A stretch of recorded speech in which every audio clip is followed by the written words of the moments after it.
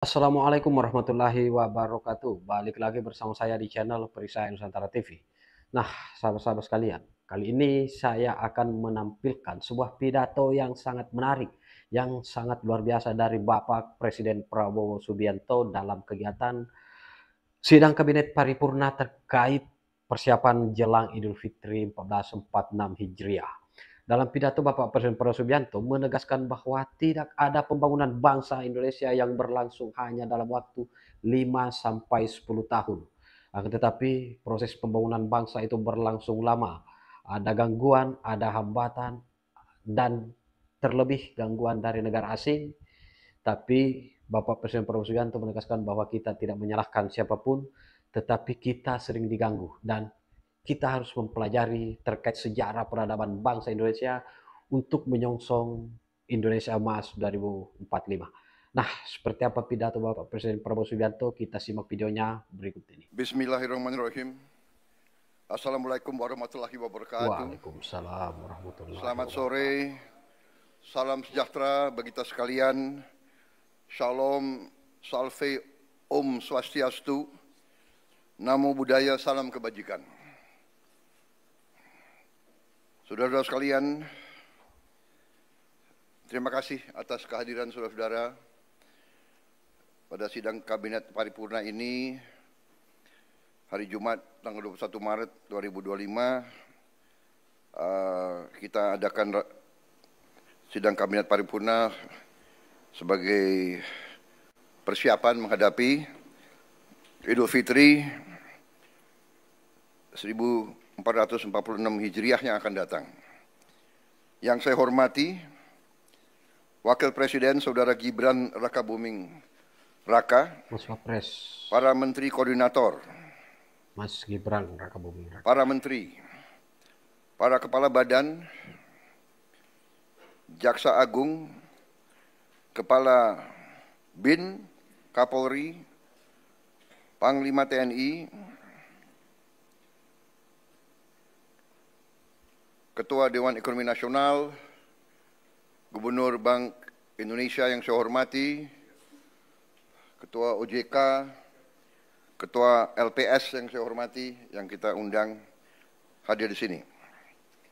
Tentunya kita sebagai insan yang bertakwa tidak henti-hentinya memanjatkan puji syukur kehadirat Tuhan Maha Kuasa, Tuhan Maha Besar.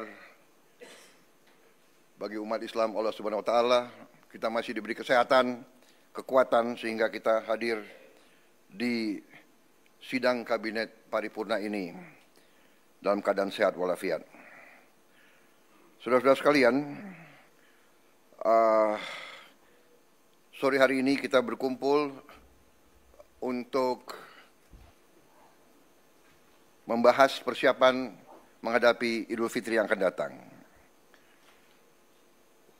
Kita akan melihat kondisi nyata yang kita hadapi dalam 10 hari terakhir bulan Ramadan ini.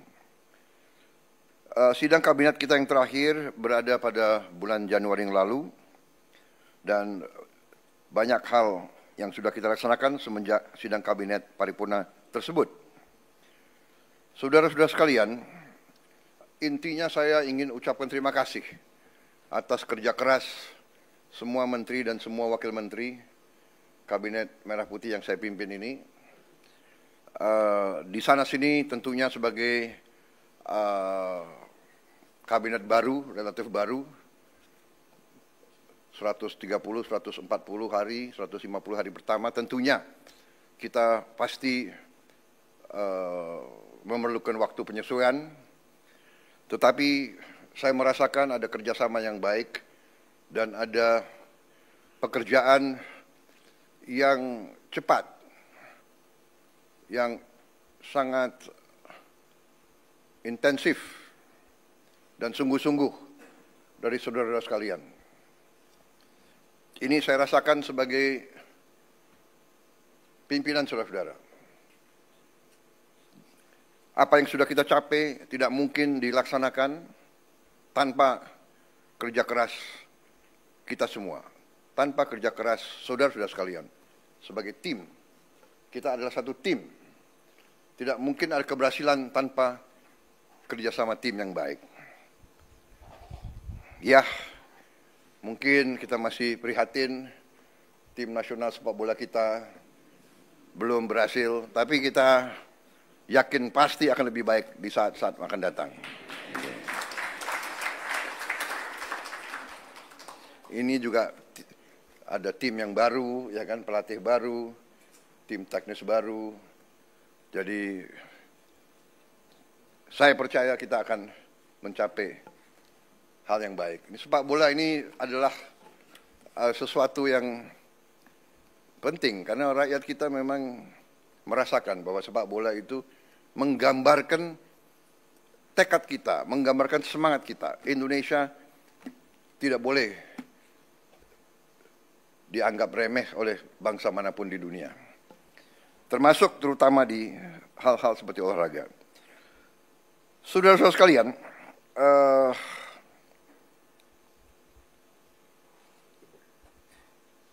banyak sekali yang sudah kita laksanakan semenjak sidang kabinet yang lalu. Mungkin karena banyaknya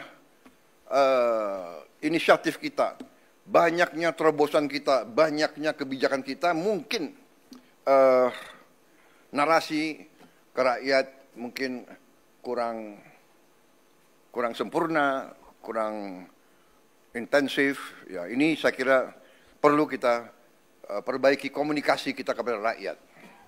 Ya, saya juga terus terang aja sangat terkesan dengan banyaknya kebijakan yang bisa kita keluarkan dalam waktu singkat. Dan ini karena kerja keras para menteri, para wakil menteri, para kepala badan. Saudara-saudara, salah satu yang utama yang harus saya sampaikan adalah bahwa di saat bulan-bulan ini, apalagi menjelang Ramadan dan Idul Fitri, kondisi pangan kita aman, kondisi pangan kita cukup terkendali. Saudara-saudara, ini jangan dianggap hal yang ringan. Kita negara keempat terbesar di dunia. Jumlah penduduk kita sangat besar. Dan bertahun-tahun kita selalu khawatir dengan keamanan pangan kita. Kita selalu khawatir kita harus import.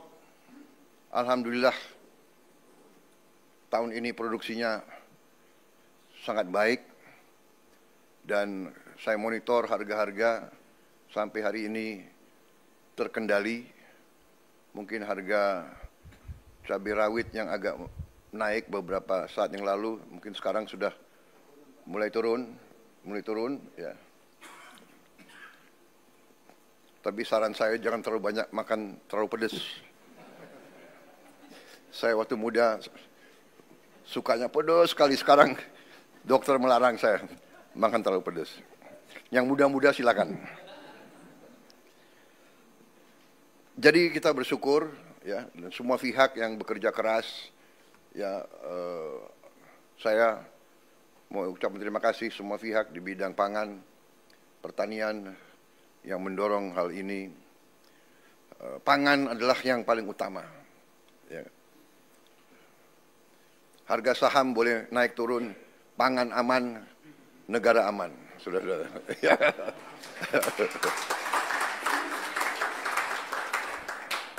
Saya lihat yang stres harga saham turun hanya beberapa orang di antara kalian. Marwar, siapa lagi itu? Tranggono, mana Tranggono? Tranggono. Oh, duduk sebelahan itu. Ini, mana lagi ya? Kalau Budiman enggak, Budiman tenang aja karena enggak punya saham dia.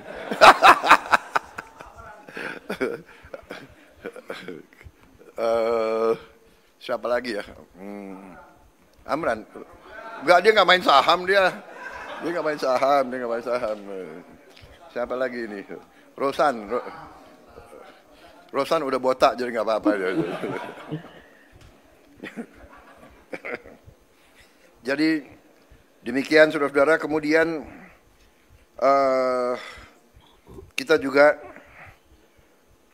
boleh sekarang mulai bangga makan bergizi gratis sudah menjangkau 38 provinsi dan sekarang sudah 2 juta penerima manfaat.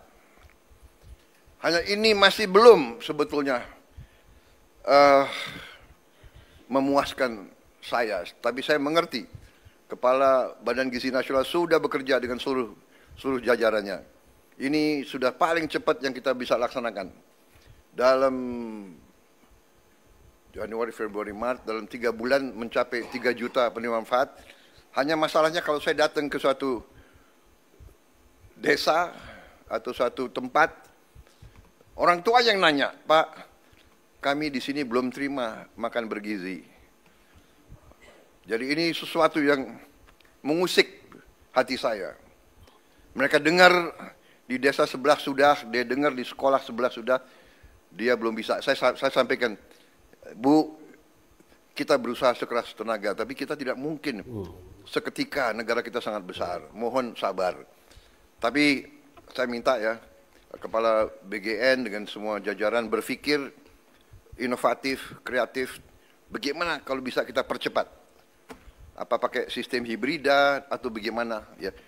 Karena kasihan rakyat kita sangat membutuhkan dan mengharapkan. Tapi terima kasih, apapun terjadi ini suatu prestasi yang luar biasa. Saya terima surat-surat dari pimpinan-pimpinan dunia. Mereka bahkan mau belajar dari kita. Banyak kunjungan dari pimpinan-pimpinan negara lain, mereka bilang salah satu yang mereka ingin belajar dari kita adalah makan bergizi. Padahal kita baru mulai. Ya, mereka menganggap bahwa kita salah satu yang paling serius dan paling besar usaha kita menangani ini. Kemudian salah satu yang luar biasa juga, kita berani meluncurkan Badan Pengelola Investasi Danantara Indonesia. Konsolidasi semua kekuatan ekonomi yang dimiliki pemerintah Indonesia, semua dana, semua aset BUMN, kita konsolidasikan. Kita ingin mengelola dengan sebaik-baiknya, setransparansi mungkin, dengan akuntabilitas yang sangat tinggi.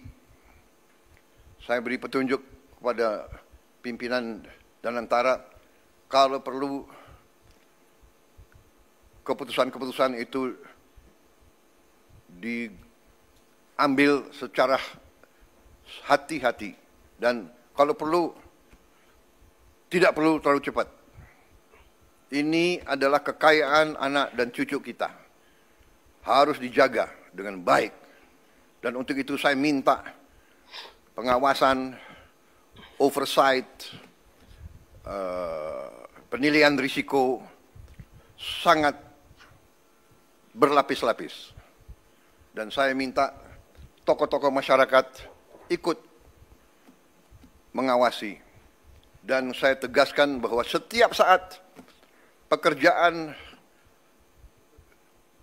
dan semua kebijakan Danantara ini harus bisa diaudit, harus bisa diawasi, harus bisa dipertanggungjawabkan setiap saat oleh siapapun yang menginginkan. Saudara-saudara, tapi ini saya kira adalah terobosan sangat besar. Dengan demikian, saya yakin manajemen semua aset di bawah Danantara akan lebih baik karena kita akan pakai manajemen yang berstandar internasional. Juga dengan beberapa penasihat-penasihat tingkat internasional kita ingin mengajak. Saya juga melihat bahwa kita sudah mulai meluncurkan program cek kesehatan gratis untuk setiap warga negara. Ini sudah mulai di roll out dan sudah berjalan. Saya kira ini juga salah satu terobosan saya kira di dunia, saya kira ya, Menteri Kesehatan ya. Tidak semua negara punya program seperti ini. Kemudian kita juga mengeluarkan peraturan pemerintah nomor 8 tahun 2025, yaitu kewajiban menyimpan devisa hasil ekspor sumber daya alam di dalam negeri bagi semua perusahaan yang menerima kredit dari bank pemerintah dan yang menggunakan aset milik negara bersifat HGU atau HTI atau hak pakai. Itu adalah aset negara, dia terima, dia manfaatkan aset negara, dia terima kredit, dia wajib hasil usahanya harus disetor di Republik Indonesia.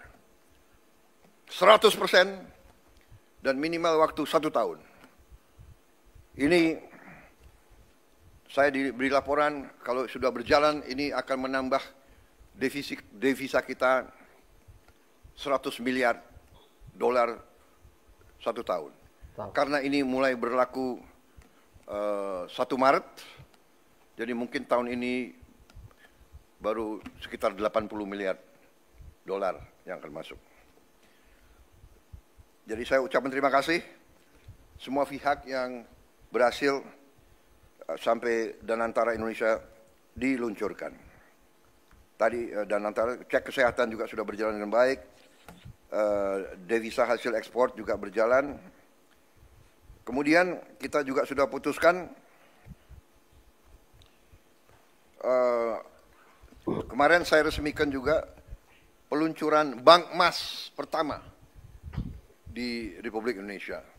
Kita memiliki cadangan emas ke-6 terbesar di dunia. Ke-6 terbesar di dunia. Tapi kita baru punya bank emas baru tahun ini. Berapa minggu lalu saya resmikan. Jadi juga terima kasih semua pihak yang akhirnya kita sekarang punya bullion bank, bank emas, sehingga rakyat bisa menyimpan emasnya di Indonesia dan tidak di negara lain. Ada negara lain tidak punya satu pun tambang emas, tapi dia punya bank emas, kan itu aneh itu. Kemudian saudara-saudara, kami sudah putuskan juga untuk membangun tahun ini, kita harap segera akan mulai dibangun 200 sekolah rakyat berasrama untuk SD, SMP, SMA berasrama, dan ini sekolah berasrama ini diperuntukkan untuk kaum yang kurang mampu khususnya. Jadi kita dengan ini kita hendak memutus mata rantai kemiskinan. Anak orang kurang mampu, anak orang miskin tidak boleh miskin. Katakanlah bapaknya sekarang pekerjaannya sangat sederhana, dia umpamanya tukang pemulung, anak dan cucunya tukang pemulung tidak boleh jadi tukang pemulung. Dia harus kita berdayakan. Ini rencana kita, dan kita akan bangun tahun ini 200 sekolah berasrama tersebut. Satu sekolah akan terdiri, kita harapkan 1000 murid. Mungkin tahun-tahun pertama akan belum sampai 1000, tapi nanti saya berharap ya Menteri Sosial, Menteri Dikdasmen, mungkin berapa, dalam 6 bulan bisa mencapai 1000 murid masing-masing sekolah. Bisa. Hah? Tahun 4? Tahun depan? Tahun depan ya? Tanggal berapa? Coba dicatat. Loh, ini harus bertanggung jawab itu, ya. Rakyat minta hasil yang cepat, saudara-saudara. Ya, ini sangat penting, dan yang akan segera kita resmikan 53 yang segera mungkin 3 bulan ini bisa kita resmikan 53 sekolah. Ternyata Kementerian Sosial sudah punya gedung-gedungnya, sudah punya arealnya, jadi tinggal kita renovasi sedikit. Kita ingin segera 53, sisanya yang 147 akan segera menyusul. Kita harap tiap tahun 200, sehingga dalam 5 tahun kita minimal akan punya 1 sekolah berasrama di tiap kabupaten. Dan itu harus di tempat-tempat di mana terdapat kantong-kantong kemiskinan. Kita ingin memutus rantai kemiskinan. Kita ingin menghilangkan kemiskinan dalam waktu secepat-cepatnya. Dan ini saya yakin bisa kita kerjakan. Nanti Menteri Koordinator Perekonomian, kemudian Menteri Keuangan, kemudian nanti mungkin Menteri Sosial akan sedikit kasih penjelasan singkat, termasuk juga saya minta Ketua LPS menyampaikan kondisi ekonomi secara umum, sehingga kita dapat gambaran real apa yang telah kita kerjakan, dan kita akan nanti dapat bayangan betapa besar upaya bangsa Indonesia untuk memberi kesejahteraan kepada rakyatnya. Dan berkali-kali saya katakan, ini bukan hanya prestasi kita, ini adalah kerja keras presiden-presiden sebelum kita, menteri-menteri kabinet sebelum kita. Tidak ada pembangunan bangsa yang bisa dikerjakan dalam 5-10 tahun. Pembangunan bangsa Indonesia ini adalah perjuangan lama. Mulai dari tahun 45 dan seterusnya, ada naik dan turun, ada krisis, ada hambatan, ada gangguan-gangguan negara asing berkali-kali, ya kan? Kita tidak mau nyalahkan siapapun, tapi kita sering diganggu. Kita harus sekarang belajar dari sejarah. Kita harus belajar. Dan sekarang kita semua unsur harus berjiwa besar. Kita atasi perbedaan dengan musyawarah. Kita terima kritik dengan besar hati, tapi kita jangan mau diadu domba. Kita harus bekerja dengan baik untuk rakyat kita. Saudara-saudara, kemudian salah satu juga keputusan besar kita adalah kita dalam waktu dekat akan membentuk 75.000 sampai 80.000 koperasi desa. Ada yang berbentuk berbasis pertanian, ada yang berbasis nelayan, dan ada yang berbasis lain.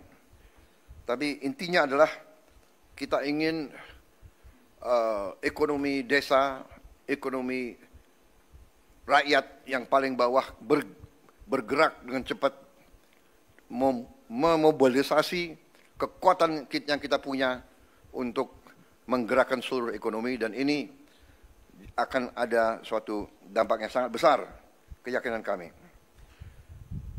Saudara-saudara, juga kita juga berhasil bekerja sama dengan swasta, sehingga THR bagi pekerja swasta, BUMN dan BUMD bisa diberikan paling lambat 7 hari sebelum Hari Raya Idul Fitri. Tahun ini pemerintah juga menaruh perhatian khusus kepada para pengemudi dan kurir online yang untuk pertama kalinya akan menerima bonus Hari Raya. Ini karena kerjasama juga dengan pengusaha-pengusaha swasta. Saya mendengar mereka akan terima kurang lebih 1 juta tiap pekerja, demikian. Tapi saya menghimbau pengusaha swastanya, kalau bisa ya ditambahlah. Ini menghimbau, ya kan? Kalau menghimbau kan boleh, tidak ada paksaan kan? Tapi kalau presiden menghimbau ya boleh lah. Menghimbau. Ini wartawan ya, terus garis bawahi itu. Karena pengusaha harus tahu, kalau masa yang bagus dia untung, ya dia juga harus memperhatikan para pekerjanya, ya kan? Justru para pekerja ini yang memberi keuntungan bagi dia. Juga THR dan gaji ke-13 bagi 9,4 juta aparatur negara. Ini sudah kita umumkan. Saudara-saudara, juga untuk membantu masyarakat, kita berhasil untuk menurunkan harga tiket pesawat dalam negeri mencapai 13% penurunan. Ini berlaku untuk periode penerbangan 24 Maret 2025 sampai 7 April 2025.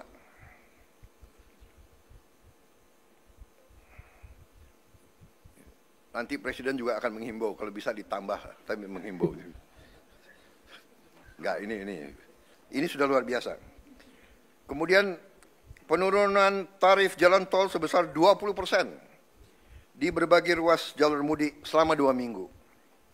Juga diskon 25% penurunan harga untuk tiket kereta api sesuai tanggal yang ditentukan. Juga saya ucapkan terima kasih beberapa kementerian lembaga mengeluarkan kebijakan untuk membantu mengurangi beban masyarakat dengan memberi bantuan mudik gratis, hingga juga ada diskon mencapai 50% untuk provider seluler dari Kementerian Komdigi.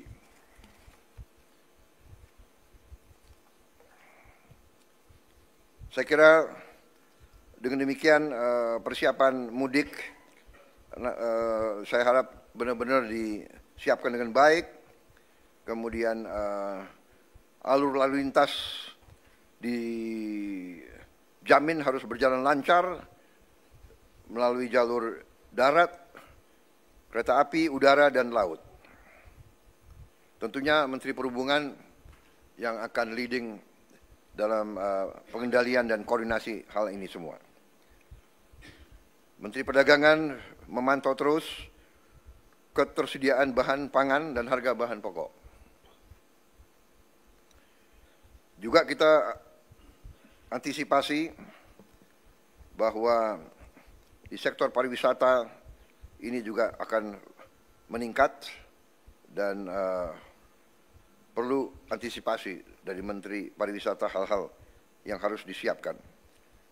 Tentunya segi keamanan Polri, TNI, BIN, Kemenhub, BUMN, dan kementerian lain ikut semuanya membantu untuk memantau keamanan. Di bidang industri dan tenaga kerja juga berjalan baik. Saya juga minta pelayanan publik, terutama semua rumah sakit harus siap, semua fasilitas kesehatan, juga sektor perbankan disiapkan dengan baik. Peringatan dan informasi cuaca, saya juga mohon terus masyarakat diberi informasi terus-menerus. Saudara-saudara sekalian, saya kira demikian pengarahan saya, petunjuk-petunjuk saya tentang persiapan ke arah Hari Idul Fitri. Tapi pada garis besarnya saya ucapan terima kasih kepada semua menteri, semua kepala badan yang telah bekerja keras. Dan saya kira untuk yang terbuka sudah selesai. Terima kasih media. Sekarang adalah paparan dan pengarahan tertutup untuk konsumsi kita sendiri dalam rangka persiapan ke depan.